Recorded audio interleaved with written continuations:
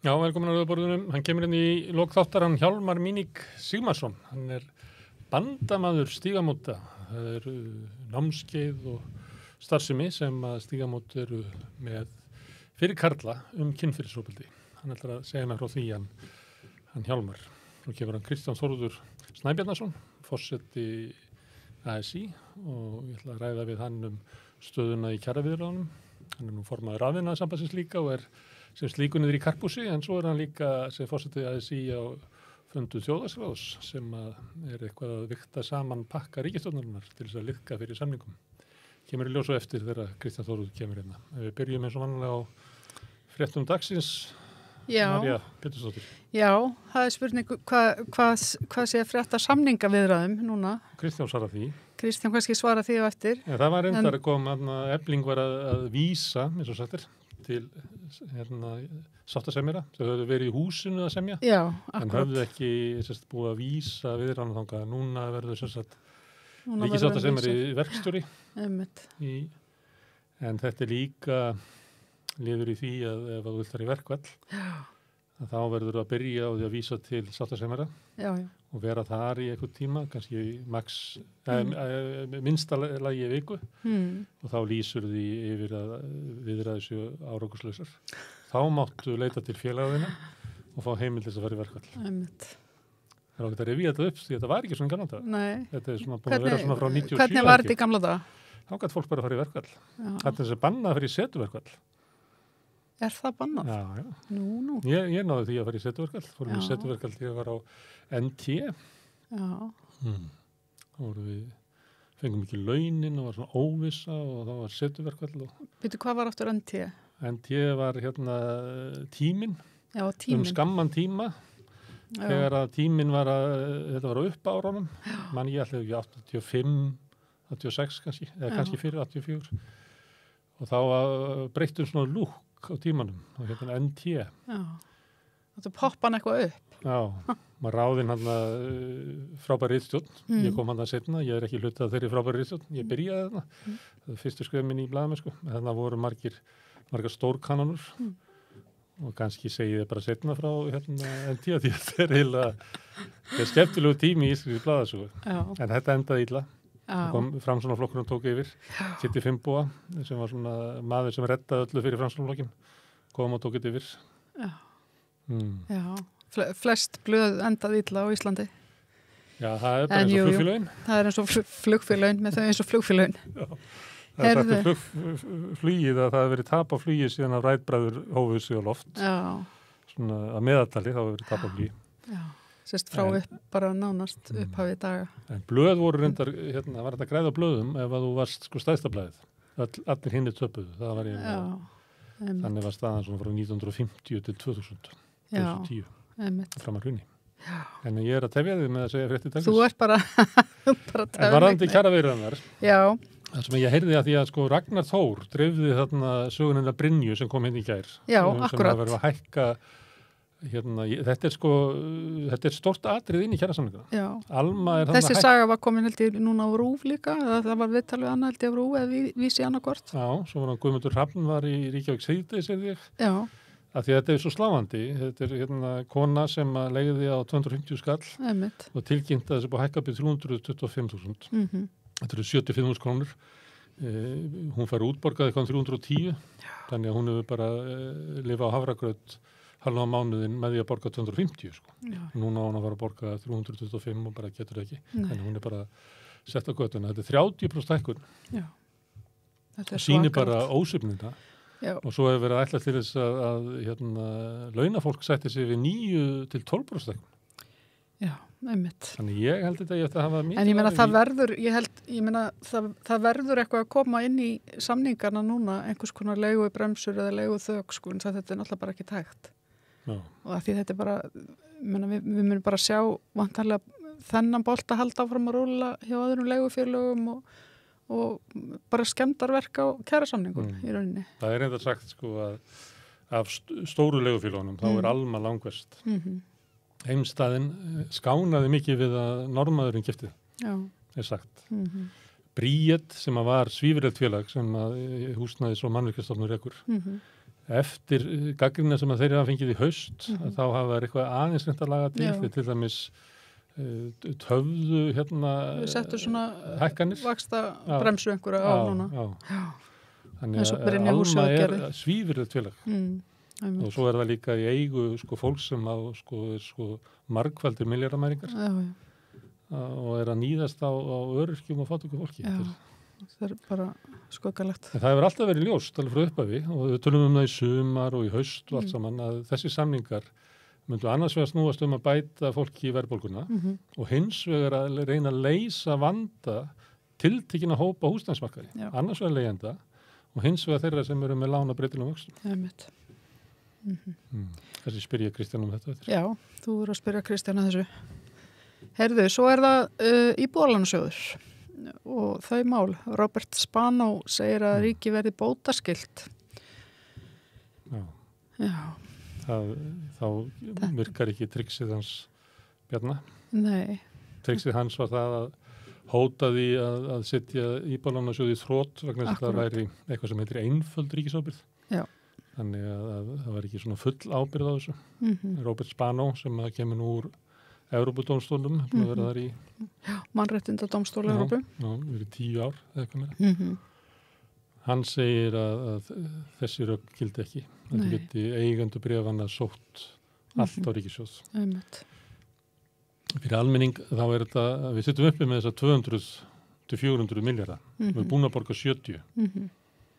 Það er bara spurningin, viltu borga þetta sem skattgreiðandi á tapi ríkissjóðs og þá hallar ríkissjóðs og auknu vaxtabyrði eða viltu borga þetta með skerðingu lífeyrisréttinda?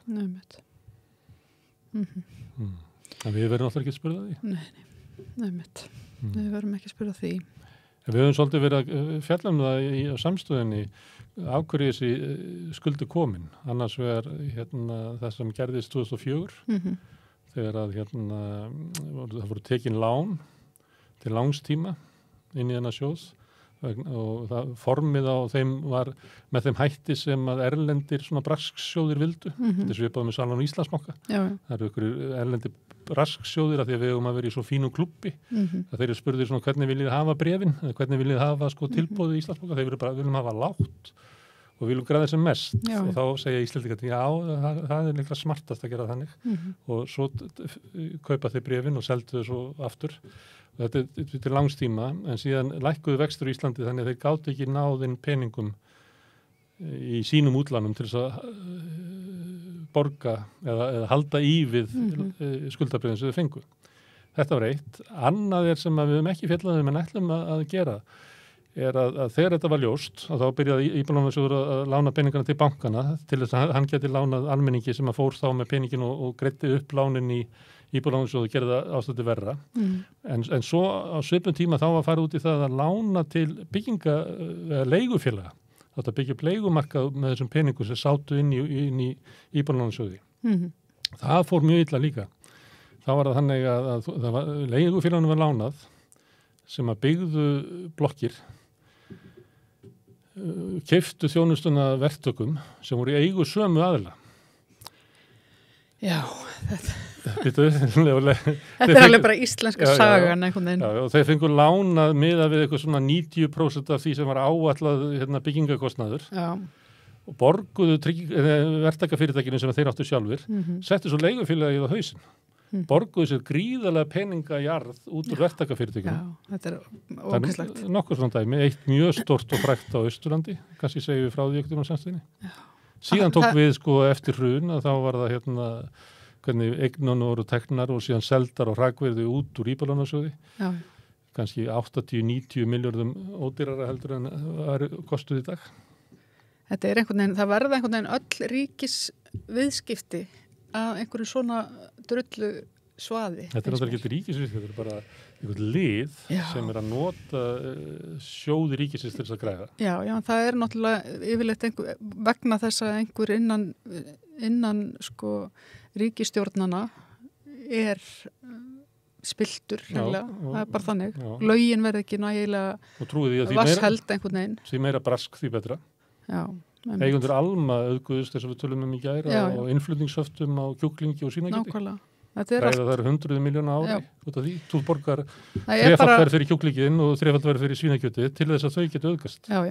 Við erum með þessa viðskipta hagsmuni alltaf þarna inn á þingi sem er náttúrulega bara ömurlegt. Já. Okay. Herðu, það var þessi marathonfundur hjá borgarstjórn í gærkvöldi, langt fram á kvöld og það voru það var eiginlega allt samþykkt sem að í sparnaðar áætlunum. Þeir dróðu tilbaka Siglunes. Þeir dróðu tilbaka Siglunes vegna þess að þeir mættu náttúrulega þannig bara snemma morgunin og byrjuðu að flauta og láta öllum illum látum. Þeir lokuðu Stíg og Tröð sem hún Belinda sagði okkur frá. Já, í gær, einmitt. Þeir lokuðu Vín. Já, og þeir spara í... Halldóra Fostuðukon ætlar að koma inn á morgun og segja okkur á Vín. Og þeir ætla að fara að loka sundlóðanum á rauðum dögum, eins og var búið að berjast mikið fyrir því að hafa þær opnar. Og þeir ætla spara 100 milljónir í mat fyrir litlu börnin. Og Þetta verður minna á diskonum eða heldur þið búin að finna ég var að spá í hvernig ætla þeir að fara að kaupa eitthvað ódýrt ráefni eða hvað ódýrar ráefni, ég skildi ekki alveg. Stundum er þetta að setja í útboð og það er einhver verksmiðja Keflavík eða eitthvað sem að framleiðir þetta. Já, verður vantarlega ráðið ódýrara starfsfólk og allt þetta. En umboðsmaður barna hvetur borgarstjórn til þess að virða ákvæði barnasáttmálans. Umboðsmaður er svona aðeins að stappa neð fæti. Varðandi það að vera bara ekki, eða eins og til þess með Stíg og Tröð og Vín Já, bara með því að vera láta þetta bitna svona mikið á börnum og ungu fólki. Sérstaklega börnum sem að standa veikt. Já, þannig að það er náttúrulega bara mjög sorglegt að þetta sé leiðin. Mér finnst það að kjósa aftur. Já. Af því að raunverulega voru kosningarna bara tóm lygi. Já. Og tala að stæði allt vel, þið fáið nætustrætó og það voru opið lengur í Sundi og svo bara þetta dreigi allt tilbaka kvartir seinna. Já, svo bara kemur í ljós að þau eru bara í einhverju tómu tjóni. Þau vissu hver staðan var fyrir kosningar. Já, þetta vissuðu það. Þetta vissuðu það. Herðu, skurðstofur eru lausar en skortur á skurðhjúkrunarfræðingum. Þetta var svo sem vitað að það var grein í læknablaðinu sem að fjalla þetta og viðtal við nokkra unga skurðlækna sem segjast bara ekki hafa nóg að gera og þeir myndu gjarnan vilja vera að vinna á biðlustum og vera bara að starfa inn á skurðdeildum. En hjúkrunarfræðingandi farnir. Já, þannig að þetta er náttúrulega bara ófremdar ástand. Þannig að bara klúður. Algjör klúður. Það var mikið fækkað bæði skurðstofum og gjörgæsluklassum. Já. Þegar maður skoðar tölunum frá aldamótum og núna, þetta er sjokkrandi. Þessi helmingur er bara farin. Já. En það eru skurðstofur samt núna sem bara er ekkert verið að nota einu sinni út af þessu vandamáli. Og þarfur utan eru líka aðrar sem eru til en er bara hvorki lækna nei hjúkrunarfræðingar eins og Keflavík og víðar. Já, og svo vantar lækna náttúrulega bara víðast hvora landinu líka. Já, Snæfellsbæ. Snæfellsbæ er læknar laust bara svona parti til allavega. Sem er rosalegt. Þú heyrir það, þú kemur inn í bæi, þú heyrir óttan við það. Já. Ég man eins og því að vera á Seyðisfirði þegar læknirinn skildi og fólk var svo hræddu að maður myndi flytja úr bænum. Já. Og það maður bara fann það, þetta var aðal máli. Nei, ég meina þetta skiptir alveg rosalega miklu máli. Ég hef alveg velti fyrir mér stundum að flytja eitthvað út á land og það var það fyrsta sem ég hugsa. Þú veist, er eitthvað sjúkrahús þarna nálægt, er læknir, þetta bara skiptir máli. Já, hann Hörður Guðbrandsson sem var verkefnisfélag Grindavíkur, hann sagði að það sem hann saknaði úr samningunum með starfsgreiðsambandi var meðan annars að tekið væri á heilbrigðismál út á landi. Já, og hann er ekkert svo mikið á landi, hann er bara út í Grindavík. Nei, einmitt. Það er mjög gott að hann taki þetta, telli þetta til. Við vorum ekkert að fara yfir svona við fólk sem var í verkefnisfélagunum út á landi. Þetta var alltaf númer 1. Já, einmitt. Og að því að við erum að tala um þetta. Ég var á Seyðisfirði, þá tók ég viðtal við unga einstæða móður sem var hafnfirðingur. Já. Og bara gat ekki búið í Hafnarfirði, það er svo há húsalega. Þannig að hún hringin í kringu landið að leitaði hvort það væri eitthvað staðar þetta var leiguhúsnæði ódýrt af vegu sveitarfélaganna og endaði á Seyðisfirði, það var laus íbúð. Þannig að hún flutti með börnin sem þangað. Og hún var að lýsa muninum, af því að núna var hún í kaupfélaginu og það var pláss fyrir bæði börnin á leikskólanum og hún gæti að lifað á sem láglaunakona af því að þú veist, það bara helmikið lægri húsalegu. Þannig að þú veist, hún lifði ekki góðu lífi, en hún bara gæti að lifa. Þetta var eiginlega, loksins kom svona friður í hennar líf. Og ég spurði hana, hvort myndur vilja búa á Seyðisfirði eða Hafnarfirði? Ef að við myndum leysa húsnæðismálina. Og ég spurði vegna þess að hún talaði svo mikið það þegar hún kom til Seyðisfirði hvað hún gekk inn í svona hlýlegt samfélag. Þú veist, hún fekk að vera með og svona kuldin sem oft verður í svona starri samfélagum var ekki. Og ég spurði því og það var svona í Hafnarfirði. Og það segi ég, af hverju? Af því að sonur minn er langveikur og þarf að hitta lækni eins og í mánuði. Já, það er ekki til fyrirmyndar kannski út á landi. Það var ástæðan fyrir það. En ef þú fengir almennilega læknisþjónustu á Seyðisfirði, ég myndi vilja búa þar.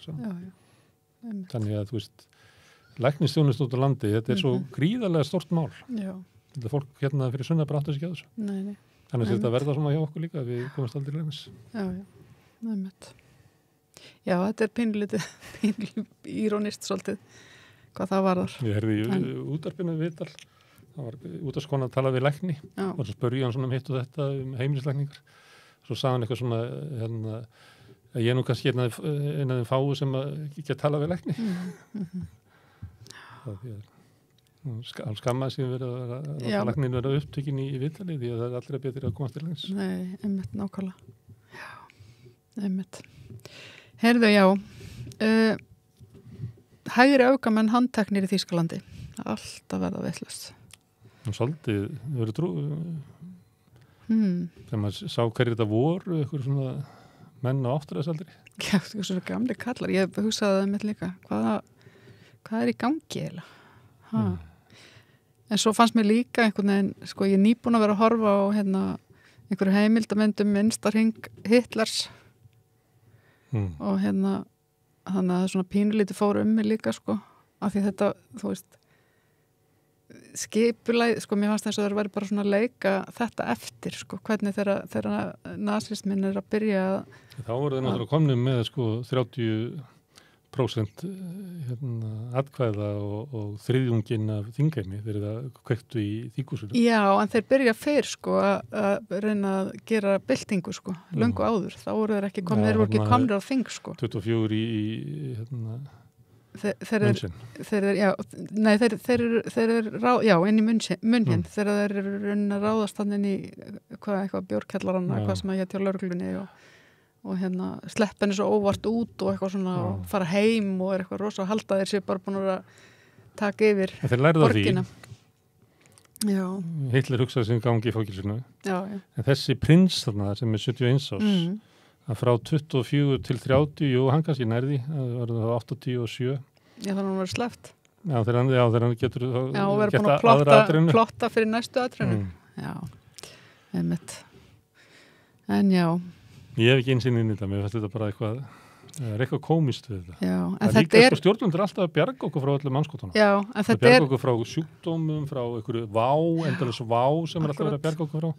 Já. En það eru búinir að vera... Kastus í kvöld að bjarga okkur frá alls konar hlutum. Já, einmitt. Voru hann ekki að bjarga sæstrengnum og okkur sem? Sæstrengnum og tölvuárásum og upplýsingaóruðinni og... Já, einmitt. Stundum hætti ég að trúa, sko, að stjórnvöld séu alltaf að... Já. En þetta með hægri öfgamenn, sko, í Þýskalandi, það hafa verið núna undanfarið, sko, eiginlega trekk svona einhverjar svona uppkomur. Það er ekkert langt síðan að það var, sagt, eitthvað álíka í gangi þarna, held ég. Já, ef ég mann rétt. Það var endur vána, þú þekkir Adam Curtis sem er enskur heimildamynda maður. Já. Það var eitt sem hann sagði svona upp úr 1980 þá hefði stjórnmálinn hægt að selja okkur, sko, framtíð og að það væri eitthvað betra sem þau getur boðið upp á í framtíðinni en fór að selja okkur það þau getur varið okkur gagnvart einhverju vá. Já, einmitt. Og síðan hefur þessi bara vá verið bara í ýmsu formi en bara leið og ein hættir eins og þegar COVID fer þá kemur bara Pútín, þá er bara verið verka okkur á Pútín. Þú veist, Pútín er náttúrulega ekki góður maður, ég er bara enga trúan þessi að fara að klippa eitthvað á sæstrenga hér eða reyna að hafa áhrif á kosningarnar á Bíldudal, ég kannski er á bláður. Já, Já, þeir áttu nú þarna öfgahægra mennir í Þýskalandi hafa verið komnir í kontakt við Rússa. Já, það er einhver kona allavega, einhver ein kona þarna sem var handtekin held ég. Rússnesk kona. En já, þetta er spurning, það er spurning. Hvað er til í þessu? Ég spáði þetta að verði gamanmyndasería innan 3 ára. Já. Þessi tilraun til valdaráns í Þýskalandi. Í Þýskalandi? Já. Það er spurning. Hinrik, hvað var hann ekki, 14. eða eitthvað svona? 13. Hinrik 13. Prins af Hútsin. Já, einmitt. Þetta er svona. Þetta er meira? Nei, ég held að bara þetta sé komið. Þá verður að Kristján Þórður Snæbjarnarson forseti ASÍ setja ykkur alvöru í fréttayfirlitið okkar hérna við Rauðaborðið eftir augnablik.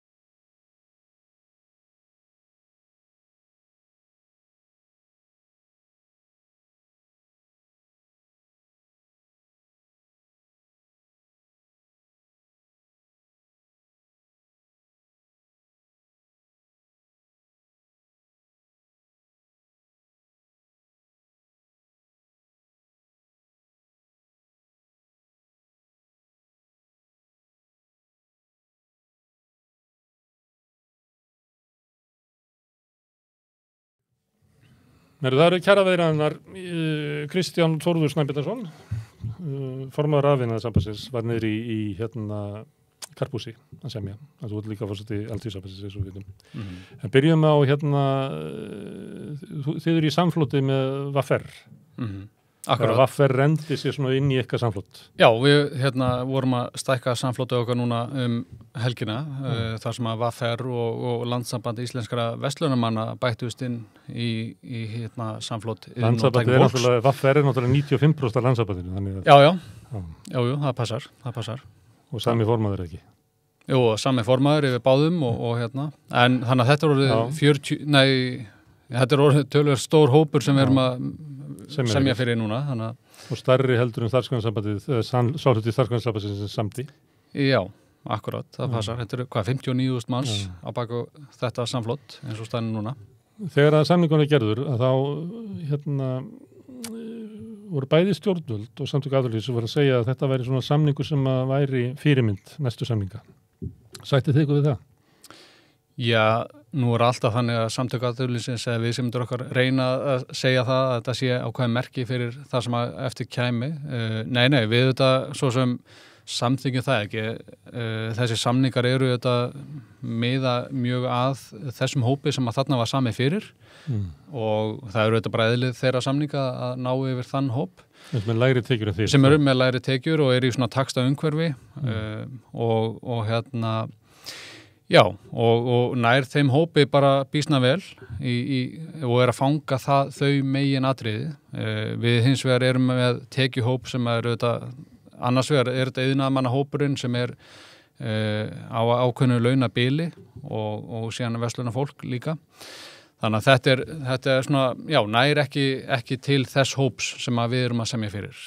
Þið getur ekki sett ykkur við krónutöluna 22.000 pluss hagvæstaríkina? Já, markmið okkar auðvitað er að auka kaupmátt launa iðnaðarmanna og ef ég byrja á þeim hópi þá er það náttúrulega sá hópur sem að þarf að fá kaupmáttar aukningu út úr þessum samningum og við erum auk þess síðan að semja við auðvitað þessar aðstæður sem eru töluvert snúnar að mörgu leyti. Það er náttúrulega há verðbólga og þegar verðbólgan er há þá þarf aðeins að bæta í launahækkanir til þess að fanga það. þegar úr komin upp í svona millitekju hópin að þá þarf auk þess annars vegar þá krónutölu eða prósentu hækkanir til þess að mæta þeim launum sem þar eru til þess að auka kaupmáttinn og það er svona okkar verkefni að reyna að ná utan þann hóp. Þannig að maður tæki hækkunina 22.000 krónunar maður heldur hagvaxtaraukanum fyrir utan að á svona hæðstu taxta starfsgreinasambandsins sem að ná ekki 500.000 kalli að þá er þetta ekki nema kannski svona 4,4%. Þið getur ekki sett ykkur við það. Það er svona það sem að við erum að berjast í að reyna að ná þannig að þetta fangi þennan hóp hjá okkur og nei, það er svolítið staðan í dag. En svo kemur hagvaxtaraukin og svo er þetta svona fært til eitthvað í aldurs meira í hækkanir til þeirra sem eru með 5 ára starfsreynslu hjá starfsgreinasambandinu og þá ertu kannski komið upp í svona 12%. Já. Finnst þið það að vera svona, að því að verðbólgan er 9,4% og líklega viltu fá bætur fyrir það sem að hefur kaupmáttaskerðingu sem er orðið á þessu ári eða allavega frá því að síðast var hækkað. Hvernig var hækkaði síðast yfir ykkur? Ef við horfum bara í fortíðina, það sem er náttúrulega búið að vera að gerast á undanförnum árum. Við komum út úr lífskjara samningunum sem voru undirritaðir 2019. Þar voru krónutölur hækkanir inn í þeim kjarasamningi, reyndar mismunandi krónutölur eftir í hvort á varst í taxta umhverfi eða fékkst almenna launahækkun, varst á svokallum markaðslaunum, þar sem að þú kannski ert yfir lágmarkslaunum og yfir öllu þessu taxta umhverfi. Og þar er hort svolítið á það að þú ert annars vegar, yfirborgaður og ert mögulega að sækja eitthvað meira launaskrið vegna þinnar stöðu. Þeir sem að voru og eru í taxta umhverfi, að þeir voru að sækja sér meiri launahækkanir í lífskjarasamningunum heldur en þeir sem voru yfir í taxta umhverfinu. Og koma þar á leiðandi inn í þessa stöðu eins og hún er í dag með meiri kaupmátt launa. Þeir síðan auðvitað eftir því sem að launin hækka og ef þú ert með krónutölu breytingar þá auðvitað hlutfallslega er það minni hækkun og þar á leiðandi er minni varðandi kaupmáttinn í þeim hópum. Og þetta er svona, maður þarf svolítið að horfa á þessa stöðu líka í þessu samhengi. En þarna eru iðnaðarmanna hóparnir kannski, þeir hópar sem eru, hafa ekki náð í jafn mikinn kaupmátt á undanförnum árum og það er staðan sem við erum svolítið að glíma við í dag, að reyna að sækja á að tryggja stöðu þess hóps. En ef maður kannski fer bara til síðastlið vors þá kannski hefur verðbólgan klipið kannski 4% af laununum og ef við trúum spánni sem mann liggur á bak við fjárlögin þá er spáð 5,6% verðbólgu næsta ári og samningurinn var til loka janúar. Þannig að raunverulega er eiginlega bara ekki hægt að semja minna en svona 10%. Því að þú sem eru minna en 10% þá er þetta að semja kauplækkun. Og í sjálfum sér verður líka að efast 5,6% á næsta ári því að það byggði á því að við varum komin niður í 7,5% núna en við erum í 9,3%. Þannig að við erum að fara miklu hærra inn í árið. Já, þetta veltur rosalega mikið á því hvað gerist. Og ég meina ef við horfum á hvað ríkið er að gera, hvað fyrirtækin er að gera. Ef að allir ætla sér að velta hækkunum út í verðlagið, bara eins og ef við horfum á fjárlögi núna, það er verið að leggja til hækkun á ýmsum liðum 7,7%. Áfengi, bensín, bara unit. Já, nákvæmlega. Sveitafélögin eru að sækja líka, fasteignaskattar eru að hækka verulega. Leigufélögin, við erum nú ekki dæma 30% hækkun hérna. Já, akkurat. Og ef þetta er það sem að raungerist, þá er vandamáli alltaf að stækka. Það sem ég held að skipti gríðarlega miklu máli er þetta að horfa í hvernig getum við komið í veg fyrir að þetta raungerist. Að gjaldskrár hækki með þessum hætti, við náum tökum á verðbólgunni. Að það eru auðvitað verkefni sem að ég held að sé eitthvað sem að muni skipta gríðarlega miklu máli fyrir okkar fólk. Hvernig er þetta að gera það? Já, það eru auðvitað verkefni sem að ég held að blasi við að þurfi með einhverju móti, einhverju samstiltu átaki að bregðast við. En það er hins vegar... Það ekki tilbaka ráðagerði sínar hækkanir á sköttum? Mér finnst það að leggja í augum uppi að ríkið styrki sveitafélögin til þess að sveitafélögin getur tekið tilbaka gjaldskrárhækkanir. Akkurat. Ég meina, þetta er það sem að þarf að gera. Það þarf að stíga tilbaka og skoða, er eðlilegt að hækka gjaldskrár með þessum hætti eða er hægt að stíga tilbaka og falla frá þessu og horfa til þess að við ætlum að búa í samfélagi þar sem að verðbólga lækkar með því að allir takja þátt í því og það er eitthvað sem að mér finnst bara verulega brýnt að gera. Þetta hljómar eins og svona sett upp fyrir langtímasamning þar sem allir koma á borðunum og gera eitthvað svona. Þetta er ekki gott að gera þetta í skammtímasamningi. Já, það er auðvitað spurningin, í hvers konar... Forsætisráðherra að segja það. Já. Skammtímasamningu þá bara koma stjórnum við minna að borðinu. Einmitt. Og það er auðvitað, með langtímasamningi þá er meiri vissa auðvitað hvað það varðar. En til þess að komast inn í langtímasamning þá þurfum við líka að hafa svo litla vissu fyrir því hvað er framöndan. Og nú erum við að reyna að spá hvernig staðan verður 1 ár fram í tíman. Greiningaraðilar eru ekki allir sammála það, hvernig það verður. Og það er erfitt fyrir okkur líka að hafa einhverja vissu fyrir því hvað muni raungerast. Og þá er enn erfiðara að spáða á enn lengra fram í tíman. Það er það sem að blasir svolítið við okkur núna. En þessi óvissa er auðvitað mikil. Sett svona mörk í sambandi við að vextir þyrfti að lækka, annars væri það forsöldubrestur og það var sett inn eitthvað svona atriði. Já, akkurat. Eru þið með kröfur að verði sett inn ákvæði ef að verðbólga fer umfram? Já, samningsaðilar auðvitað eru að velta ýmsu fyrir sér, bara hvað er mögulegt að gera og ég svo sem kemur auðvitað með þessa klassísku setningu að maður má auðvitað ekki fara inn í það sem er verið að ræða akkurat við samningaborðið á þessum tímapunkti en að sjálfsögðu höfum við velt þessu fyrir okkur. Hvað getum við gert til þess að búa til svona ramman í kringum þetta þannig að hann verði staða á samningstímanu verði betri í samfélaginu og auðvitað þurfum við að horfa á það hvernig náum við að auka kaupmátt launa okkar fólks á þessum samningstíma. Það er verkefnið. Og ykkar fólks er þá millitekjufólk eða svona skársett launafólk. Já, það eru auðvitað, þeir hópar sem eru í okkar samfloti, það er það sem við erum að horfa á. Starfsgreinasambandið er búið að semja fyrir þann hóp og þetta er auðvitað bara, þetta er svo staða sem við erum að glíma við. Ég ætla ekki að gera lítið úr því, ég ætla ekki að þú farið inn og samið um kaupandarskerðingu. Það er í minnst að þetta haldi í við verðbólguna og ef við segjum að sé kannski 10% verðbólga á það sem er orðið á þessu ári og við fyrir séð á næstu 14 mánuðum að þá þarf maðurinn sem er með 800.000 með einhverjum álugum eitthvað fleira, hann þarf á 80.000 hækkun og það áttu komin yfir það sem að er í hæðstu tökstónum hjá Starfsgreinasambandinu. Einmitt og ég meina þetta er staða heimila mjög flókin eða misjöfn og það er auðvitað flókið að kannski að fabulera nákvæmlega með það en það þarf einhvern veginn að horfa til bara þarfana líka og það er auðvitað það sem að samningsaðilar munu þurfa að gera að mæta þeirri stöðu sem upp er. Já. Eitt er að verja kaupmáttinn fyrir svona henni almennu verðbólgu. En það hefur komið fram og það vita allir að húsnæðismarkaðurinn skiptir fegnulegu máli. Hann er náttúrulega bara skaðræði í sjálfu sér vegna þess að hann keyrir áfram verðbólguna og býr til vandamál sem að leiðir bara hækkar húsaleigu og hækkar lánið þín og bara skaðræði í sjálfu sér. Þannig að það myndi ætla það að verði lögð áherslu á það að leysa það mál einhvern veginn sérstaklega, samhliða hinu, því að ef þú ætlar að leysa stöðu þeirra sem hafa það verst á húsnæðismarkaði með launahækkunum þá þetta hækka launinu með 250 skall. Þetta er málefni fasteignamarkaðar og húsnæðismál almennt eru þetta stóri þátturinn sem við erum að horfa á í dag.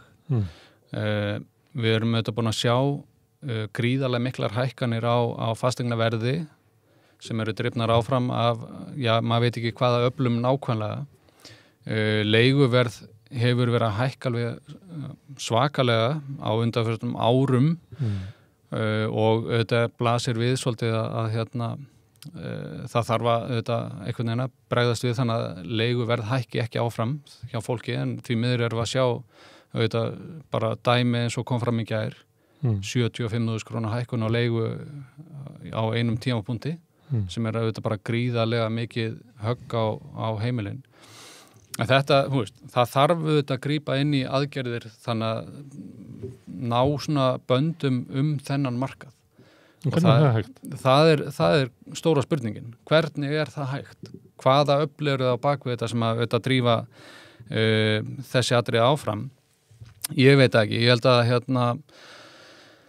að það hefði þurft að grípa til stífari eða meiri aðgerða þegar til dæmis vextir voru lækkaðir í gegnum heimsfaraldurinn. Til að hindra hækkun fasteignavers. Nákvæmlega. Og ég held að það sé nákvæmlega það sem að gerðist á þessum tíma að það varð mikið fjármagn í umferð sem að leitaði í þessar áttir og spenntu fasteignarverðið og oft fólk sem var ekki að kaupa fyrir sig, heldur að fara að kaupa til þess að leigja. Akkurat, mögulega og þarna vantar okkur svolítið líka, held ég, betri greiningar, bara hvernig er staðan, hver er þörfin á íbúðum og nú er náttúrulega búið að vera að byggja mikið svona fasteignir á þéttingareitum á höfuðborgarsvæðinu öllu saman og þetta er oftar en ekki dýrara húsnæði þegar það er þannig. Þetta er örugglega að hafa áhrif á markaðinn, get ég trúað.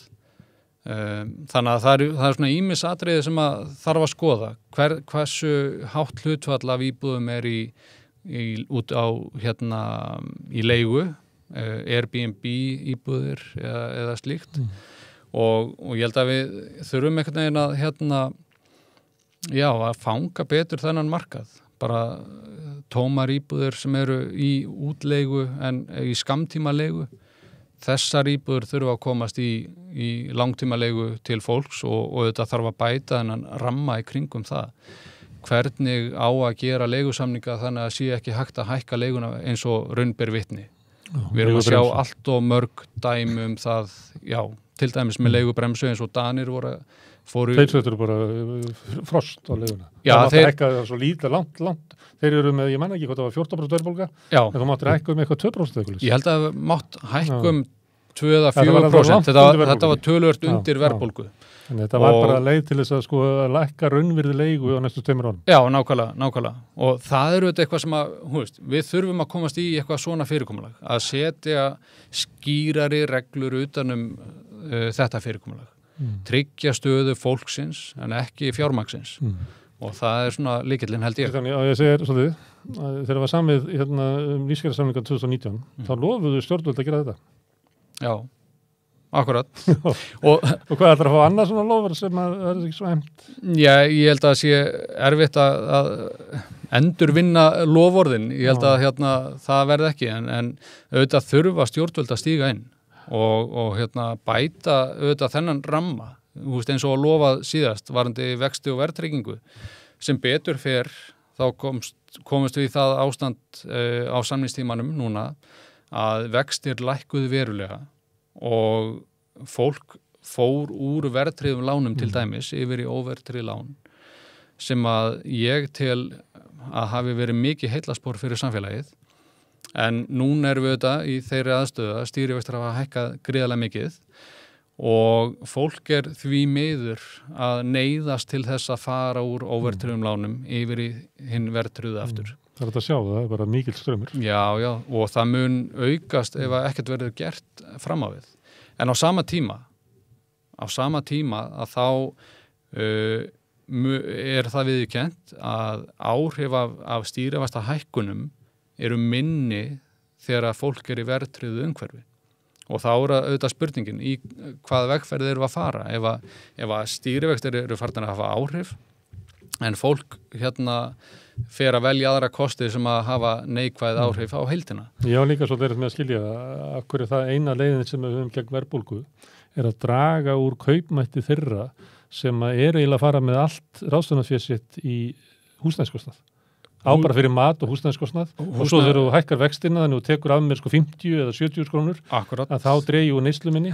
Er ekki hægt að draga einhvern veginn úr eyðslu einhvers annars þar en í þessu fólki? Ég stór efast það að þær tásumyndir sem að hefur verið talað frá tenni að það sé fólkið, já, nákvæmlega, fólkið sem hefur minnst á milli handana.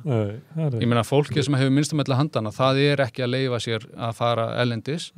Það er myndi gera þá það færi nú í sumarleyfi til Tenerife. Það geti gert það á þess að seðlabankastjóri vera að fussa yfir því og segja að vera að grafa undan efnahagslífi á Íslandi. Akkurat. Auðvitað væri það bara frábært að fólk geti lyft sér hluti, en ég held að vandamáli sé eins og að það sé ekki þarna. Vandamáli er að það þarf að skattleggja þetta fjármagnið eins og aðra. Já, það er góð leið til þess að draga úr eyðslu, skattlagningu. Og það veit ekki af ég að ganga frá fjárlóðunum með 130 milljarða gati. Einmitt. Og þá er alveg ætti að sjálfsögða að sækja fjármagnið til breiðubakana. En þú ert forseti Alþýðusambandsins og situr í Þjóðhagsráði. Daginn var hann að viðtal við Bjarnar Benediktsson eftir samningana við Starfsgreinasambandið og var spurt svona hvað ríkisstjórnin kemur með og hann sagði, allir við förum ekki bara að birta þetta af því að þetta er nú svona liggur í ljóst fyrir frá Þjóðhagsráði. Það er svona eitthvað slatti sem fer í barnabætur og eitthvað smá í aukin húsnæðisstyrk. Er það þannig að það liggja raunverulega fyrir hvað það er sem að stjórnvöld ætla að koma með borðinu? Hann nefndi ekki til dæmis skattabreitingar sem að ég held að hljóti til þess að skipta þann hluta Starfsgreinasambandsins sem að samdum launahækkanir núna feiknanlegu máli hvernig skatturinn verður 1. janúar. Nei, það er mitt. Umræðan sem að fer fram í Þjóðhagsráði, nú er ég reyndar bara nýlega komin þar inn og hef setið 2 fundi eftir það. Það er ekki skipulagður, hefur ekki verið boðað til annars fundar í Þjóðhagsráði til dæmis á þessu árið, þannig að maður veit svo mikið hvort það verði eitthvað meira til umræðu þar. En auðvitað fer þessu umræða ekki fram þar. Það vissulega er verið að rýna í auðvitað stuðningskerfin og það er verið að ræða ýmist mál þar, en það sem við erum að gera núna og munum þurfa, það þarf að grípa til aðgerða núna á þessum tímapunkti og ég held að það sé afar mikilvægt að stjórnvöld komi inn og styðji við fólkið í gegnum tilfærslukerfin. Það hefur verið til umræðu og við höfum verið í samtali við stjórnvöld að ykkur leiti að undanförnu og svona vera í að því sem að þurfa að gera. En við munum þurfa að taka þetta samtal núna á næstu dögum geri ég ráð fyrir til þess að bæta ykkur inn í þessa stuðu sem uppi er. En Þjóðhagsráði auðvitað er að sýsla með ýmis atriði og þar er auðvitað búið að fara fram á ýmsa greiningar á stöðunni en hvort að komi þar inn eða hvar, veit maður ekki, þurfum að sjá hvað verður úr því, en Bjarni sagði þetta, það er rétt. Þú telur að þið, iðnaðarmenn og teknikarinnar með VR hafi stöðu til þess að hafa eitthvað svona mótandi áhrif á því hvað stjórnvöld koma með til launafólks. Eða er þetta kannski að vera þannig? Nú er þetta svona stutt í opinberu starfsmenn. Ég held að það sé bara í mars. Þá færðu bara BSB og svo BOM Akkurat. Og svo ég veit ekki hvað kennararnir eru, þeir eru kannski aðeins lengri þá. Já, en í sumuleyti er bara að koma svona skriða af hópum sem að myndu örgulega vilja sittast með stjórnvöldum og ræða barnabætur, vaxtabætur, húsnæðisstuðning, leiguþak, leigubremsur. Já, einmitt. Og auðvitað, það eru fjölmargir hópar sem eftir að koma og en þetta er eitthvað samtal sem að þarf að fara af stað og við höfum alveg skynjað vilja stjórnvalda til þess að koma inn og svona létt undir. Enda ég held að það sé gríðarlega mikilvægt. Fjölmennasti hópurinn er Alþýðusamband Íslands og við erum auðvitað langfjölmennust í þessu og munum auðvitað reyna að þrýsta á einhverjar breytingar fyrir okkar fólk. Já, ég veit út fórsetið þar, en er það ekki þannig að þótt að þið viljið vera leiðandi launahækkanir í almenni markaður, að þá getið alveg verið í samfloti með opinberu starfsmönnum varðandi þessi atrið sem við höfum verið að nefna, sem eru bótakerfin, skattkerfið, húsnæðiskerfið. Jú, að sjálfsögðu. Við getum verið í samfloti með ýmisatriði gagnvart stjórnvöldum og það er auðvitað eitthvað sem að ég geri ráð fyrir að geta alveg raungerst á einhverjum tímapunkti. Herðu, verður, þið segið, kemur í ljós bara á allra næstu dögum, hvort það verði samið stuttarsamning, því að það verður að gerast til þess að ná því fyrir jól. Akkurat. Þú varst nýri í Karphúsi í allan dag. Kom það í ljós hvort að þetta er líklegt að þetta klárist á morgunið hinn? Það svo sem þetta ljósu það spurning hvernig það kemur. Við erum ennþá í samtali og það þetta það sem jákvætt í þessu. Hefur þetta þokast eitthvað? Við segjum til þess frá því að miðja síðustu viku. Finnst þér samningarnir viðræðnir ykkar hafa þokast eitthvað? Ég verð að viðurkenna, manni hefur ekki fundist þetta þokast nógu hratt hjá okkur. En á meðan að samtali í gangi þá það þetta bara það sem jákvætt. Maður verður víst að fara með þessa frasa. En að öðru leyti voðalega erfitt að tjá sig akkurat málefnin á á þessum tímapunkti. Staðan auðvitað bara viðkvæm í viðræðum og við þurfum að þrýsta á að þetta gangi hratt og vel þar sem framöndan Þetta sammála Ragnari Þór sem orðaði eitthvað þannig að annarkot kemur ljós að vera eftir að ná saman skammtímasamningi nú næstu dögum eða við bara skiptum í gír og förum að stefna langtímasamningi? Já, ég sammála. Ef við ætlum að vera að ræða skammtímasamning að þá þarf samningur að liggja fyrir mjög fljótt. Og það auðvitað bara þetta verða skammar viðræður fyrir skammtímasamning af því að tíminu auðvitað bara flýgur og fólk þarf að fá launahækkanir sem allra fyrst. Það bara staðan. Og ef það langtímasamningur að þá verður meira lagt undir? Já, yfirleitt það þannig að í langtíma samningum að það verið að ræða fleiri atriði og auðvitað aukast líka flækjustígin að þú ert að semja til lengri tíma, það jafnvel meiri óvissa fram á við, þú veist, hvað verður í kortunum eftir 1 ár eða 2 ár og þú ert að reyna að sjá það fyrir. Eru báðir kostinir jafngóðir eða myndur þú vilja annað frekar en hitt? Ég myndi telja að það eru tækifæri í báðum kostum. Það auðvitað þannig og ég tel að það séu mikil sóknarfæri eins og staðan í dag, bæði fyrir því að fara í langtímasamning sem og skammtíma. Þannig að þetta auðvitað eitthvað sem að þarf að vega og meta en ef það hægt að klára skammtímasamning á stuttum tíma að þá held ég að það sé það sem að komi fólki betur. Sóknarfæri það því að þið telji ykkur geta náð einhverju miklu út úr fyrirtækjaeigendum og stjórnendum. Já, sóknarfæri þýðir að það bara, þú getur náð auknum ávinningi fyrir fólkið. Af því að fyrirtæki standa vel? Já, það bara nákvæmlega staðan. Ég held að fyrirtækin standi bara býsna vel yfirleitt, eða það allavega fréttir af því blasa við á hverjum einasta degi að staðan sé góð og það auðvitað það sem þá sóknarfæri í, en óvissa hins vegar það sem kemur á móti, þannig að ef við farum í lengri samning að það þyrfti væntanlega einhver stífari strik eða eitthvað viðmið til að horfa í. Eins og menn svo sem kunna gera, það hefur búið að gera samninga fram í tíman og framtíðin alltaf óviss. Já, við kunnum ýmsar leiðir í þessum efnum, það nokkuð ljóst. Herðu, Kristján Þóru, takk að þið verið að koma hingað og gefa okkur yfirlit yfir stöðuna í kjaraviðræðum. Herjá, bara takk hérlega fyrir mig. Takk. Herðu, núna ætlum við að vinda kvæði okkar svolítið í kross og tala bandamenn Stígamóta eftir augnablik.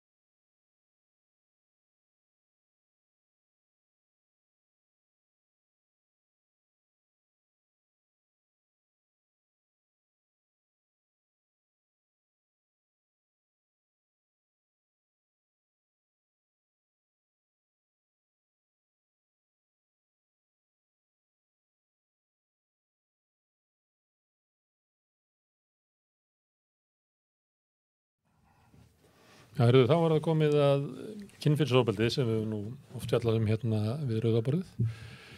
En það er þannig að yfirleitt erum við að tala þá við konur, oft reynsluður en líka náttúrulega konur sem hafa þekkingu á þessu. En núna er hingað komið Karl, Hjálmar Sigmarsson. Já. Og þú ert Karl að tala um þessi mála því að þú ert með námskeið eða þið eru með námskeið í Stígamótum. Já. Sem heitir Bandamenn. Já. Sem er námskeið kynferðisofbeldi fyrir karla. Já. Er það fyrir karla sem að beita ofbeldi? Nei, þetta er fyrir karla sem að hafa áhuga á að taka þátt í baráttunni. Hafa verið að fylgjast með umræðinu, vilja að taka meira þátt og hafa kannski verið að velta fyrir sér hvernig geta best gert það, hvernig og hvar. Og þannig að við höfum verið að þróa þetta undanfarin ár, fengum hugmyndina svolítið, eða letum allavega hugmyndina kannski svolítið í gang þegar MeToo 2017, ég veit ekki hvort að við höfum það kalla það fyrsta MeToo eða hver í rauninu það á að vera. Er það Weinstein eða? Já, það er Weinstein sem að rauninu þegar við lærðum kynntumst þessu MeToo hashtaggi sem á búin að vera til í 10 ár, sko.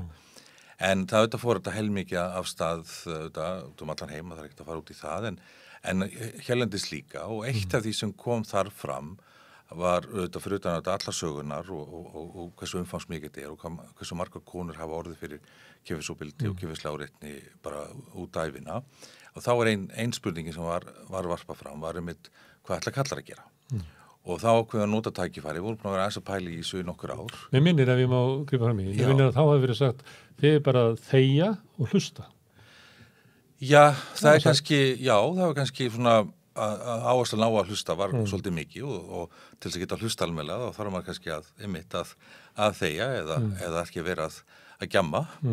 Og þetta námskeið svolítið snýst svolítið það að, meðal annars, hvað það þýðir að hlusta, hvað það felur í sér og einmitt að hvað við vitum ekki, við kallar almennt, erum ekkert mikið að pæla í þessum málaflekki og eru því miður ekki nógu meðvitaðir ekki bara reynslu flestra kvenna, heldur líka jaðarsettra hópa, kynsegin einstaklinga, kvenna af erlendum uppruna og svo framvegis og við svona þessi hvítu gagnkynhneigðu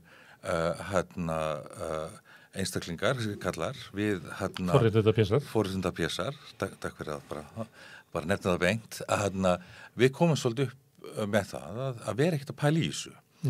Þetta er ekki okkar mál, ef þetta er ekki vandamál þá reka konunum þetta bara áfram. Já, það eru þá bara... Þið til það ekki verið rétt afstæða? Nei, sko það af ýmsum ástæðum og þar á meðal er að við erum í flestum tilfellum að ræða kynbundofbeldi, þar sem og eins og þetta kemur til okkar og flest samtöki sem vinna með þetta, að við erum að sjá að meirihluti brotaþola eru konur, yfirþyrmandi meirihluti eru konur og yfirþyrmandi meirihluti geranda eru karlar. Þannig að við getum ekki horft fram hjá kynjabreytinni og af því að yfirþyrmandi meirihluti geranda eru karlar, að þá er eitthvað sem við þurfum að skoða í samfélaginu og eitthvað sem að... Og í karlakúltúrnum eða? Já, og ef við ætlum eitthvað að breyta karlakúltúrnum, að þá verða karlar að taka þátt. Við getum ekki bara svona látið þetta bara einhvern veginn svona, látið bara feministrana sjá þetta, eða réttar að segja, við þurfum bara að taka þátt í þessu. Er þetta námskeið fyrir þá sem vilja taka þátt? Já. Eða er þetta námskeið fyrir karla sem eru óöryggir í þessar umræðu? Já. Já, fyrir óöryggir með sjálfa sig, hvernig þeir hefða sér? Það er þegar gerendur koma fram. Já. Þú kannast við það að segja, áttar með á því að fóru yfir ykkur mörk, þess að hann hafi ekki vita hver mörkin voru áður. Já. Ætlið það að kenna fólki hver mörkin eru? Já, það er hluti af þessu, að við erum að búa til vettfang fyrir karla sem hafa áhuga að pæla í þessu og það getur verið bara mjög fjölbreytt eins og þú nefnir, alveg frá því að þeir eru svolítið svona pæla, jafnvel í sér og pæla í sér er stór hluti af þessu, af því að það er ekki bara það sem hún horfir fram hjá, heldur þú bara kannski jafnvel tekið sem sjálfsagðan hlut, ert kannski með alls konar ranghugmyndir ekki bara kynferðisofbeldi, heldur mörk og kynlíf og telur bara alls konar hluti bara vera í lagi og ert ekki að sjá starra samhengið og ekki að sjá hvaða afleiðingar þetta hefur á ekki bara konur, heldur ungt fólk, við erum að sjá bara hvernig að við erum að horfa fram hjá klámenningunni og hvaða áhrif þau eru að hafa á ungmenni og við erum kannski að normalisera eða horfa fram hjá alls konar hlutin sem er að hafa mjög alvarleg áhrif sem við sjáum í okkar vinnu með brotaþolum á Stígamótum, þá bæði konum og köllum og kynsegin einstaklingum sem leita til okkar og við erum að reyna einmitt að miðla þá þekkingu og finna við erum alltaf að finna nýja leiðir. Við settum á stað með Tjúk Ást átakið fyrir ykkurum árum síðan og það var ein leið til þess að nýta okkar þekkingu og bandamenni hefur verið svona leið til þess að hvernig getum við miðlað okkar þekkingu til kalla sem að eru ekki að taka kannski einsvirkan þátt og sérstaklega hjálpa þeim sem vilja gera meira, vilja taka þessa umræðu og þá taka þessa umræðu með öðrum köllum. Við erum ekki endilega að reyna að búa til fleiri hóp af köllum sem að síðan mæta á ráðstefnunum og fundi þessum konur eru meirihluta og þeir fara að lesa yfir konur. Við erum ekki að tala um það, við erum að tala um að fá fleiri kalla. Það er ekki alveg þessi rútum, þetta er rútskýringar. Nei, við höfum nóga þeim. Óskum þetta rútum til rútskýringar. Nei, já, við höfum nóga þeim. Við þurfum ekki meira af þeim, við þurfum ekki að auðsetta þeim, þeir birtast nú yfirleitt sjálfur. En einmitt að það séu fleiri kallar að tala um þessa hluti saman og gera það á máta sem að einmitt upplýstur af reynslu brotaþola að hlusta á fagfólk sem er búin að vera að vinna í þessum málaflokki árum saman, hlusta á aktivista, hlusta á feminista, hlusta á þá sem eru að reyna að breyta þessar umræður, reyna að breyta samfélaginu og reyna að skapa brotaþola væna menningu og við lítum að það sé líka hlutverk kalla. En þá er verkefni líklega að breyta eitthvað sem hægt að kalla karlamenning. Já, það er... Eða hvað? Já, það er hluti af því. Okkur finnst svona hjálplegt að tala um karlmennskur, af því að það sem gerist svolítið... Svo margar karlmennskur? Já. Eins og landsbyggðurnar, það ætti að vera ein landsbyggður og margar landsbyggður? Það er bara landsbyggðir. Já, því að þegar við erum átt að reyna að benda á að við þurfum eitthvað að skoða hvað er í gangi, hvað er það sem að gera það verkum að kallar og ungir menn fá þeir skilaboð að ýmislegt sé leifilegt eða þessi ætla man ekki vera að spyrna móti því sem að veita skada, er að meiða fólk, er að leiða til óbeldis. Og bara vaða yfir fólk. Og já, vaða yfir fólk, fara yfir mörk fólks, virði ekki mörk fólks, virði ekki reynslu fólks, virði ekki áföll fólks, gera lítið úr áföllum fólks. Ein leið til þess að skoða það og það er hluti af þessu, þess vegna tölum við meðal annars að þetta sé námskeið kynbundið ofbeldi, að það er einmitt að skoða kerfið og þar sem að einmitt ákveðnar karlmennsku hugmyndir og hugmyndir kvenleik og svo framvegis passa inn í. Þannig að við tölum feðraveldið, feðraveldið sem að verður oft vola svona heit umræða það, feðraveldi, hvað er það? Og við reynum þetta svolítið að útskýra akkur við þurfum að horfa á þetta kerfisbundið. Þetta getum ekki bara talað einstaklingar sem að brjóta á öðrum einstaklingi, ekki bara einhverjir kallar sem að brjóta á einhverjum konum. Það er bara eitt ílveldi eða skrimsli sem að brýta á sér. Þetta gerir það í einhverju samhengi. Já, einmitt. Og það er þetta samhengi, ef við ætlum að breyta einhverju, þá þurfum við að skoða þetta samhengi. Akkur er þessi kynjamunur, akkur er erum við að tala kynbundið ofbeldi, auðvitað erum við að berjast gegn öllu kynferðisofbeldi, öllu ofbeldi, og við erum að vinna með brotaþolum af öllum kynjum, og þess vegna þurfum við líka að skoða ákveðna hópa með ákveðnar áherslur og þegar við erum að skoða ofbeldi kalla gegn konum og börnum, þá verðum við einmitt að skoða hvaða samhengi, eins og þú segir, kemur það, hvaða kerfi gerir það verkum að ekki bara þetta sé það algengt og þetta leifist og það sé hort framhjá þessu og það sé gert lítið úr þessu og áratugum saman. Við erum ennþá að fá fólk til okkar sem var ekki búin að opna ofbeldið sem það var fyrir áratugum síðan. Við erum í hverju viku að fá þannig einstaklinga, brotaþolar sem eru jafnvel að opna á ofbeldið í fyrsta skipti eftir áratugi og það við erum að sjá að það er miklu meiri umfjöllun, það er miklu meira fjallað þetta, það er miklu meira skrifað þetta, það er miklu meira vera að bjóða upp á tækifæri til að ræða svo hluti, en því miður þá eru við kallanir ekkert að mæta vola vel. Það er svona að tala the usual suspects. Við veitum að mörgu köllum finnst þetta svona stuðandi einhvern veginn, að það sé talandu feðraveldið og svona nauðgunarmenningu og þeir fyrtast við og segja ég hef aldrei nauðgað neinum og aldrei borið neinum brotið neitt gegn neinum, ekki verið ábyrði gegn neinum. Já. Ef að við reynum að annars ábyrðin sá sem gerandinn, hann bara ber sína ábyrð. Já. En síðan þetta samingi sem þarna. Já. Myndir þú segja það að við allir karlandir berum samílega ábyrð á þessu samingi þarna, sem að væri karlmennskunar? Já. Þannig að þó hafir ekki brotið af þér, þú hafir ekki beitt neitt ábyrði, þá berðu samt ábyrð á þessu samingi, þessum karlmennskum. Já, samingi þar sem að mitt óbyrdi þrifst, þar sem að og það er að skoða þetta samingi frá ýmsum sjónarhornum, að það er sko til dæmis það að kynbundið og kynferðisofbeldi er bara eitt af svona verstu birtingarmyndum kynjamisréttis og hvaða áhrif hefur það eða ákveðin hópur í samfélaginu verður fyrir ákveðinu systematísku óbeldi sem er ekki bara óbeldi sem er framið, heldur það er líka horft fram hjá því, gert lítur og allt þetta sem ég er búin að nefna. Hvaða áhrif hefur þetta á þær stúlkur og þær konur og þá í aðsettu einstaklinga sem verða og lifa bara í þeim veruleika að það er bara meðvitað að það getur orðið fyrir óbeldi bara hverjum degi, hverju viku.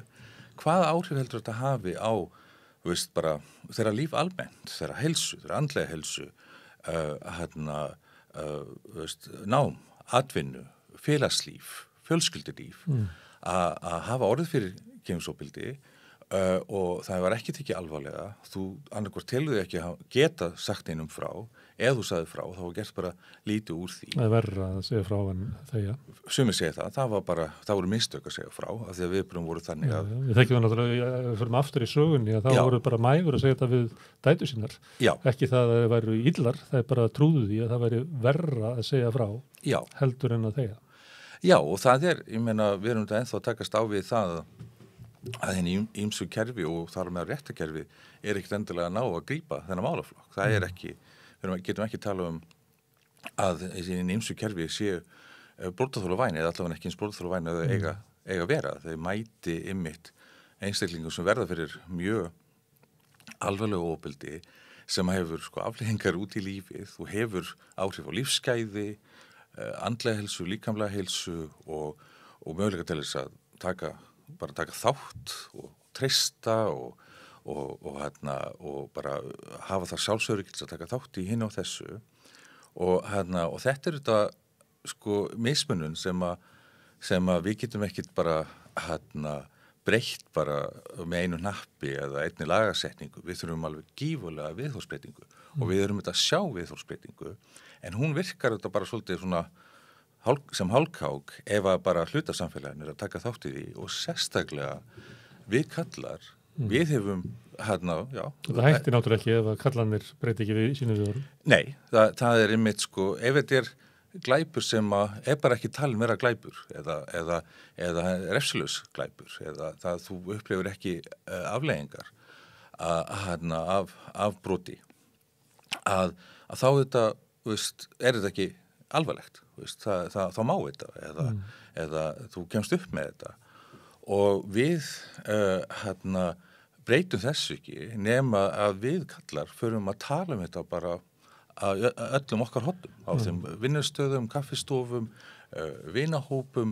Ég meina hversu oft eru kallar til að bara að tala um nauðganir og samþykki og mörk og allt það svo hluti. Ég hef ekki gert könnun en við því miður grunar að allt og fáir gera það.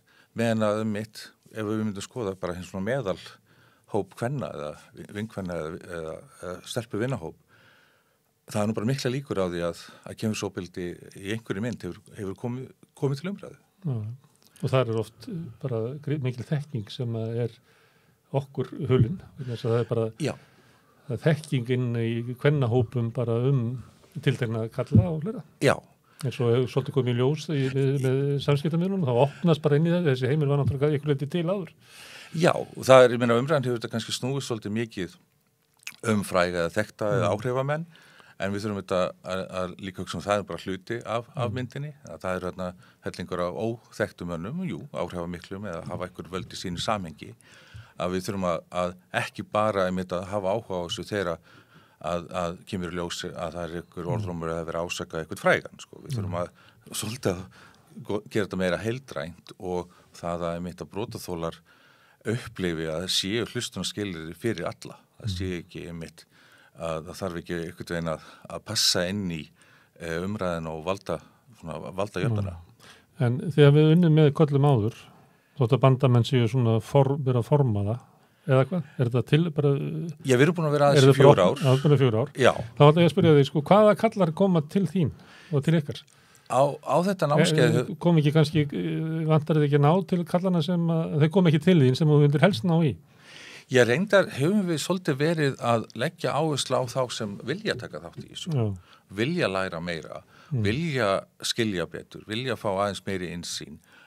Sumir að taka sín fyrstu skref í þessum pælingum, aðrir búin að vera pæla í þessu lengur og jafnvel búin að taka þátt í kannski ykkurum aktivisma og þetta snýst svolítið þetta námskeið við ákveðum að fara þá leið að reyna að efla þá til þess að séu fleiri sem geta síðan tekið umræðina við það kalla sem að telja þessu umræðu ekki komið þeim við og það getur þýtt alls konar, allt frá því að bara mikið landúði eða bara svona, þetta bara kemur alls ekkert við.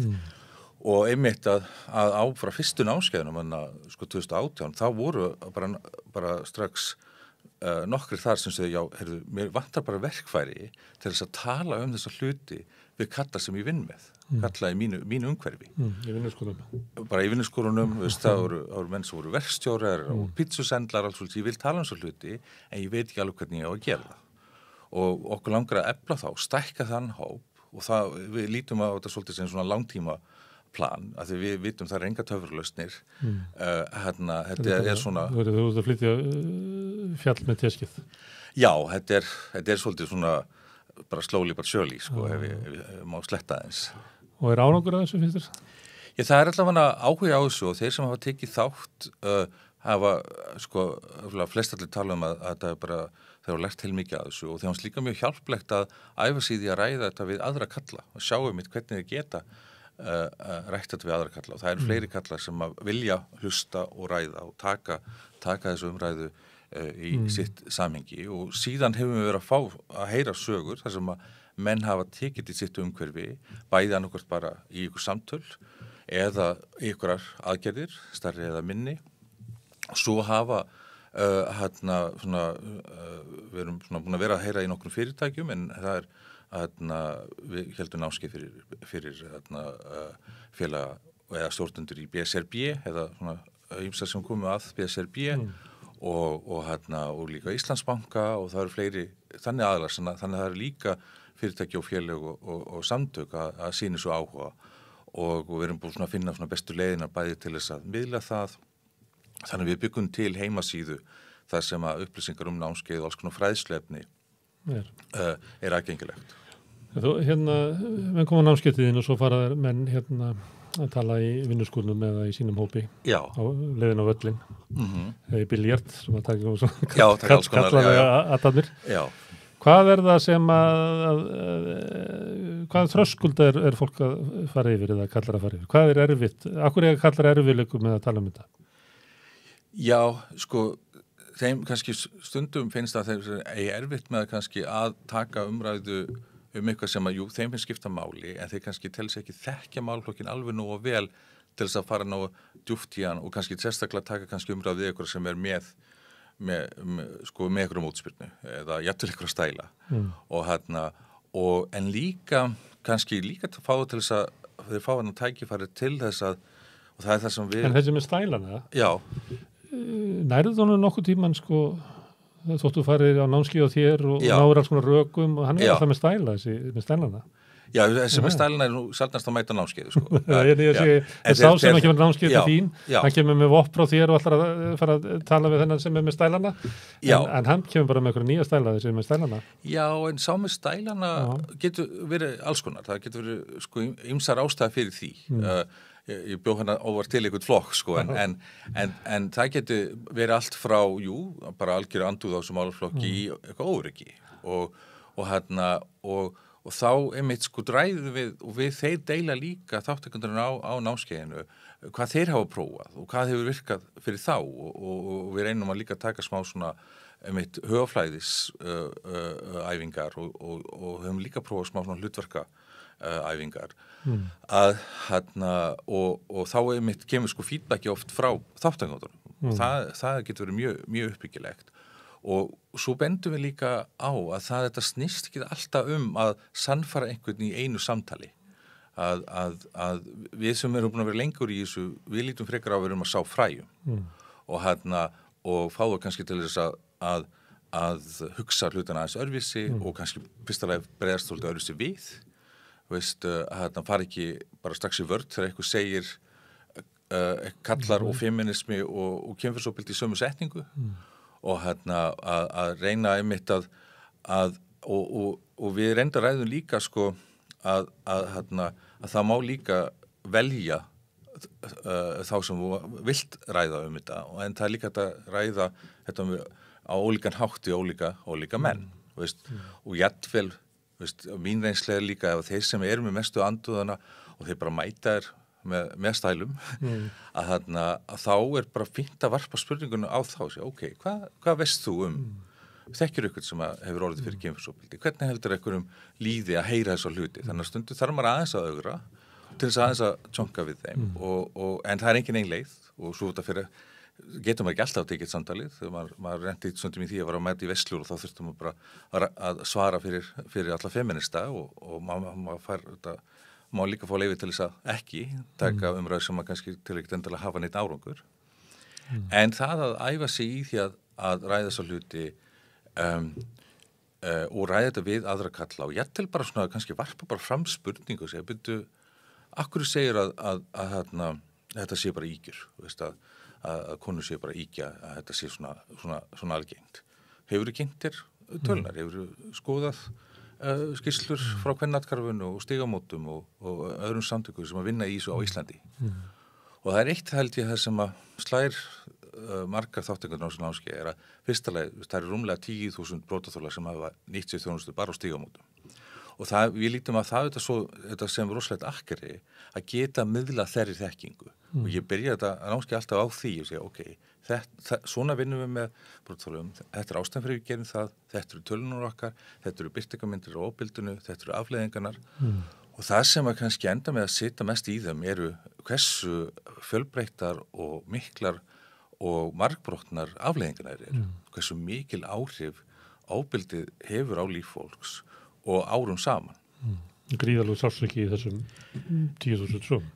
Já, sérstaklega þeim sem voru kannski að geyma það eða leið mjög langur tími þannig að leita sér hjálpar og við vitum fólk sem að náðu því aldrei og hvar frá miklu fyrr en það átti að gera og það einmitt og svo einmitt notum við bara okkar skýrslur og það er eitt sem að slær flesta þáttunir er að tæplega 70% af okkar brotaþolum sem að nýta þegar við komum til okkar að fyrsta skipti sem það varð fyrir kynferðisofbeldi þá var það undir 18 ára. Það var annað barn eða ungmenni þegar það var fyrst fyrir kynferðisofbeldi og það eitt og sér bara mjög sláandi tala sem að hefur þetta hrært í okkur og er einn ástæðan fyrir að við fórum á stað með Sjúk ást verkefnið en líka þá sýnum við líka hversu fáir brotaþolar segja frá og hlutfall þeirra brotaþolar segja til dæmis frá óbildinu við ykkur starfsmenn í skóla, þú veist, kennara eða námsráðgjafa eða bara ykkur sem að starfar í skóla er sko bara nokkuð prósent og hvað eiga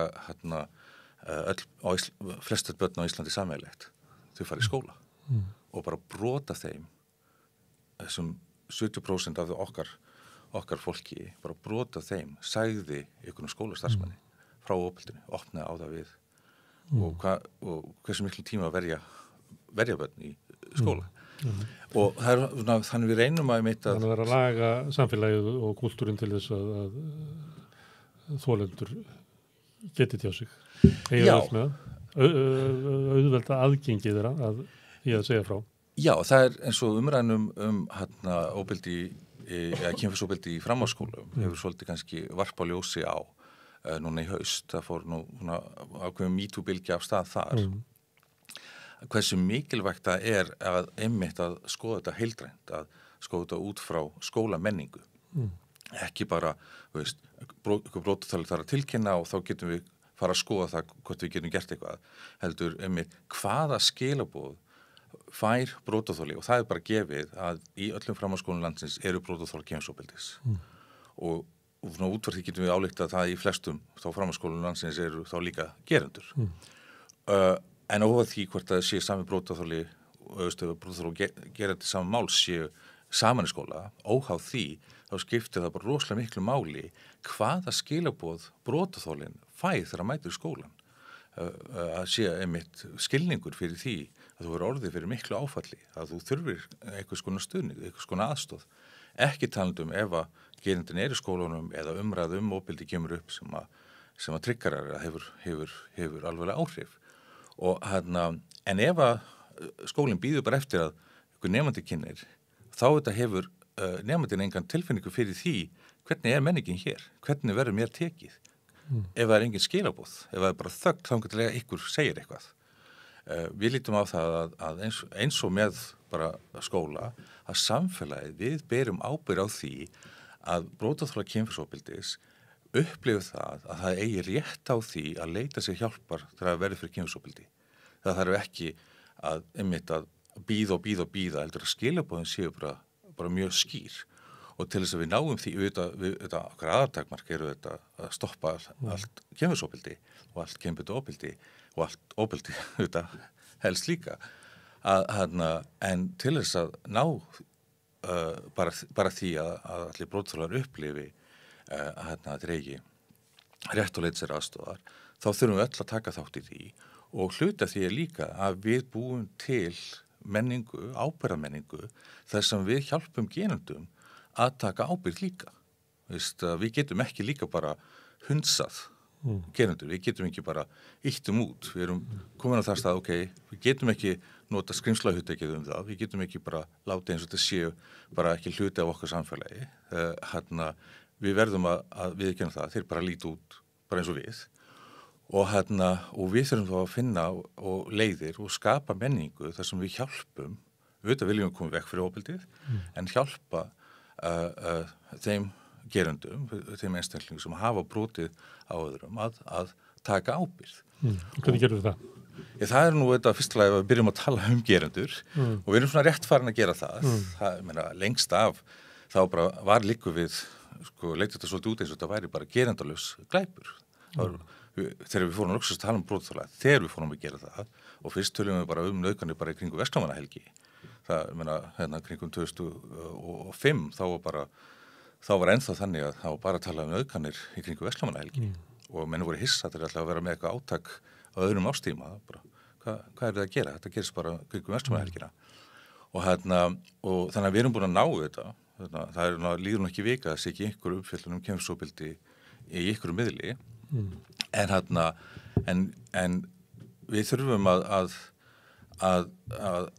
útvíkka og fá fleiri til þess að skilja að þetta gerist ekki af sjálfu sér og við vitum að það eru fleiri og fleiri kallar sem að vilja taka þátt í þessu og núna eru fleiri og fleiri kallar átt að segja á því að þeir þekkja gerendur og við skiljum það mjög vel að fyllast bara vanmætti yfir því að hvernig tekið það samt, hvað við að gera, hvernig við að breiðast við og við lítum á það sem mjög mikilvægt verkefni fyrir samfélagið. Og með hluta af námskeiðinu er það? Já, að taka á gerandanum í vinnuhópnum? Já, bara bæði bara svona að taka smá prófíl af gerandum, aðeins að svolítið brjóta niður þessar skrimslavæðingahugmyndir, síðan hvernig við tölum gerendur, skoðum þá hugtök eins og gerendameðvirkni, hvernig samfélagi ásóldi til að bara að vorkina gerendum þegar þeir fá kannski að finna einhverjar afleiðingar og síðan hvernig aðstæðendur gerenda geta stutt við gerendur að taka ábyrgð að hlusta á brotaþolann, ekki mitt reyna að gera lítið úr ofbeldinu, ekki vera að horfa framhjá reynslu brotaþola og aðra líka í kring og aðra brotaþola og síðan einmitt hvaða skilaboð við viljum að gerendur heyri. Þetta ekkert af þessu einfalt. Það engar töfralausnir, það ekki til neitt. Í sjálfu sér ekki alveg komið handrit. Við erum svona að sjá og átta og við þurfum svolítið svona að læra. Já. En við vitum að það eru til dæmi, veist, við svona kannski grassrótarhreyfingar í Norður-Ameríku hafa kannski verið svolítið svona, ekki bara í Norður-Ameríku, svona grassrótarhreyfingar út allan heim, hafa kannski verið framsæknarast í því að reyna að finna svona kannski útgáfur af restorative justice, uppbyggilegri réttvísi, transformative justice kannski hugtakið, að við viljum ekki bara láta eitthvað taka ábyrgð til líka viljum breyta samfélaginu og sjá til þess að viðkomandi brýtur ekki af sér aftur og svo framvegis.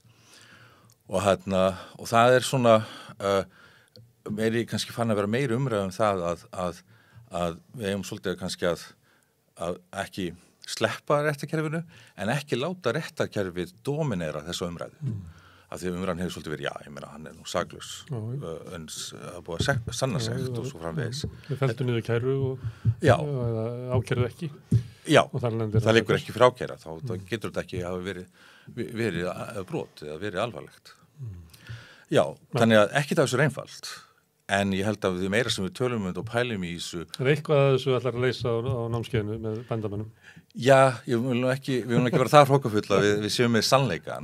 Við viljum allavega nota tækifæri til þess að miðla okkar þekkingu. Og við lítum að það sem okkar ábyrgð líka með því að vinna með brotaþolum að miðla á þekkingu sem kemur úr þeirri vinnu, sem kemur frá þeim og úr þeirri vinnu brotaþola sem vinna saman. Brotaþola, þetta námskeið þannig að ef þú gerandi þann úti?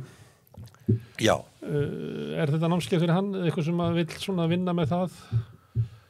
Það er ekki beint. Ætti hann að koma til þín svona bara prívat? Við vinnum ekki beint með gerandum, þannig að við erum þjónusta fyrir brotaþola kynferðisofbeldis. Þannig að það nú kannski, og við erum öruggt rými. Þannig að ef það einhver maður að hlusta okkur sem með sakbitin eftir eitthvað sem hann hefur gert. Þetta ekki námskeið fyrir hann? Sko, ef viðkomandi að taka ábyrgð og reyna að taka ábyrgð og reyna að læra að við erum þetta ekki með einhverja sakaskrá. Hafa menn komið á námskeið til ykkar sem hafa talað eigin reynslu sem gerendur eða hvað? Við höfum verið með þáttökur sem hafa verið að velta fyrir sér ákveðnum munstrum en hafa ekki verið beinast að vera að tala brot, sko. En maður finnur alveg að það menni eru að hugsa sig og við erum ekki, þetta námskeið snýst ekki að þarna erum við bara svona gotcha. Þetta heldur auðvitað fólk á meðal vina sem ekki verið þetta. Já, og við erum, þetta trúnar umhverfi, það trúnar á þessu námskeiði og en þetta flestir koma af því þeir vilja styðja betur við brotaþola og það getur þetta þýtt ýmislegt og ef að menn eru þetta svolítið að reyna að skilja þetta sína eigin hegðun þá þetta ýmislegt sem þeir geta lært af þessu námskeiði. En þetta ekki námskeið þar sem að gerendur geta fengið eitthvað stimpilum að þeir séu núna búin að fara námskeið og búin að fá, en það þetta ekki hugsað fyrir gerendur, heldur fyrir menn sem vilja taka þátt í baráttunni, en það getur þýtt alls konar. Já. Og það eitthvað svona sjálfskoðun sem að felst í því að skoða karlmennskun í sér, því að annars bara eins og í feminisma að konur þurfa að það þetta enganlegt skref sem að fólk tekur. Já, það þetta sko persónlega, þetta kannski snýður þessu við, making staðan fyrir að sé the personal is political, þá það the political is personal. Þannig ef að kallar að taka þátt í þessu og að þá að skila ykkur og þá að hafa ykkur að dýft og merkingu, þá verðum við að skoða bæði okkar eigin hegðun og hvernig við erum kannski, núna afsækið ég að sletta meira en hvernig við erum complicit, hvernig við erum að taka þátt í að viðhalda eða horfa framhjá að gera lítið úr menningu sem að leifir og gerir ofbeldi kleift. Þú ert að vinna í þessu, þú er búin að vinna í þessu ykkur árið ekki? Jú, það er tæm 20 ár sen ég byrjaði í þessum málaflokki, í grassrootinni fyrst og það mitt hefur verið mjög spennandi að ég byrjaði svolítið í aktivisma og í vitundavakningu var í verkefni sem var hluta Feministafélagi Íslands sem var átak sem hitt kalla sig að nei við nauðgunum og þannig ég var mikið í aktivista megin að vekja athygli og í forvarnar að vinna gegn kynferðisofbeldi og síðan á Stígamótum hefur verið mjög spennandi að vinna með brotaþolum því ég byrði bæði sem ráðgjafi og í fræðslu og geta ekkert tengt þessa hluti saman þannig að það var mjög spennandi að geta á Stígamótum við tekið okkar reynslu með að vinna með brotaþolum og alla þá þekkingu sem við skapast þar og finna leið til þess að miðla einmitt til fleiri kalla og þetta almennt sé til samfélagsins En við ákveðum það tekið þá það sögur sem að brotaþolar hafa og komið þeim einhvern veginn fram. Já, alls konar almenn þekking sem að skapast við það. Það eru tæplega 1000 einstaklingar sem nýta sér þjónustuna á hverju ári og þar eru tæplega 500 að koma í fyrsta skipti til okkar og þannig að við erum þetta ekki að segja ákveðnar sögur en við erum að taka saman fróðleik og notum allt frá því að sýna töflur úr áskýrslunni í því að koma svona dæmi birtingarmyndir, dæmi hvernig afleiðingarnar geta haft mjög fjölbreytt áhrif og mjög lúmsk áhrif á líf fólks og hvað áhrif þetta hefur síðan á einstaklingin, á smásamfélagið og samfélagið í stærra samhengi. Þetta er mikil akademía. Já, við erum að púsla saman reynslu á okkur að vinna með brotaþolum, kynjafræði, femínískum aktivista og svona kannski þessum að einn ástralsku fræðimaður sem heitir eða núna bara alveg stólu hvað hann heitir en það er með nokkra uppáhalds ástralska feminista og að einn einmitt sem að tala það að við þurfum eiginlega í þessari vinnu að vera með raunur svona kennslu nálgun sem byggist á óþægindum. Þú veist að við þurfum að kenna í gegnum óþægindin. Þetta er óþægilegt, þetta er erfitt. Við getum ekki soðið saman einhvern pakka fyrir kalla sem þægilegur, af því þá erum við búin að skera alls konar hluti sem skipta máli og grundvallarmáli, að þetta er óþægilegt, þetta verður óþægilegt og enga breytingar eru þægilegar. Og ef við viljum, og núna eru kannski fleiri búin átt að sjá því að þeir þekkja brotaþola og jafnvel eru brotaþolar sjálfir, svona kringum 12-13% af okkar fólki sem leitur til okkar eru karlkyns. Og eða bara mjög nánir ykkur sem hafa orðið fyrir alvarlegum áföllum og finna það að þeir geta tekið þátt í að breyta því, ekki þá í náum samskiptum, í náum umhverfinu og sumir í þeirri stuð að geta breytt ykkur í samfélaginu í stærra samhengi. Hjálmar, takk fyrir að koma og spjallaðu okkur bandamenn. Ég er ekki að fræðast þetta á Stígamótum og bandamenn.is? Jú, það er stígamót.is og bandamenn.is. Það er allar upplýsingar þar. Það er ekki hægt að gleyma því. Nei. Takk fyrir að koma. Við ætluðum að tala við hann Guðmund Auðunsson verkvöll í Bretlandi en klukkan er orðið svona margt að við sleppum því og tökum það fyrir á morgun. Klukkan 8 rauðaborðið á morgun á 5. degi þá verður fjallan verkvöll í Bretlandi og verkvöll á Íslandi og ýmislegt annað. Ég þakka Gestur kærlega fyrir að hafa komið hingað og spjallað við okkur og ykkur fyrir að hlusta og segi góða nótt.